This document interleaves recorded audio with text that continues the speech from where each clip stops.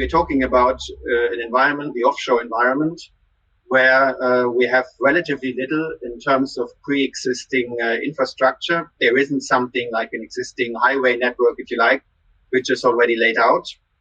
We're talking about an environment which is inherently multinational and hence multi-jurisdictional. So clearly, from a regulatory perspective, there are challenges to be addressed. First of all, there's an abundance of electric power available in the electric system of renewable electric power, and electricity has an extreme high efficiency.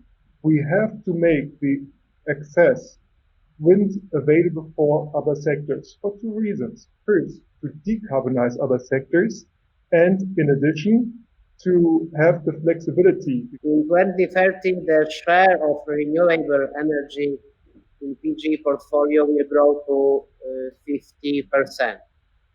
To support this direction, by 2030, PG intends to commission 2.5 gigawatts of new capacities in offshore wind, and by 2040, to achieve the total installed capacity of at least 6.5 gigawatts. We believe the most important thing is to involve all stakeholders in cooperation and the dialogue at the earliest possible stage. Member states, the Commission, transmission system operators, and investors. Huge amounts need to be invested in grid infrastructure to connect 300 gigawatts of offshore wind to Europe's electricity markets. That requires extensive planning and coordination between TSOs, governments, the developers of offshore wind farms, national regulatory authorities. What is needed is, on the one hand, clarity about the investment framework, and that means clarity in also what the framework is going to be in a medium to long term.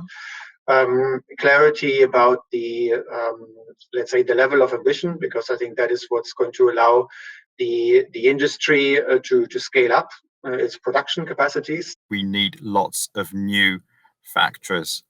We need to be investing very heavily in our port infrastructure.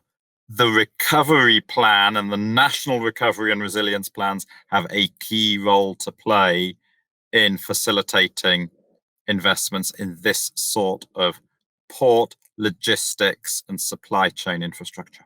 We have to look at two factors. One, it's offshore grid, and it's also integration of the offshore grid into the onshore grid to bring the electricity really to the customers.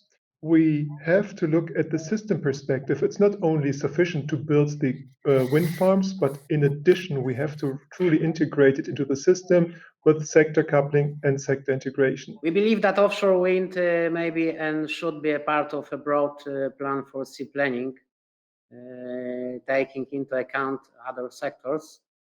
We also share the Commission's insight and further proposals aims at strengthening the European supply chain.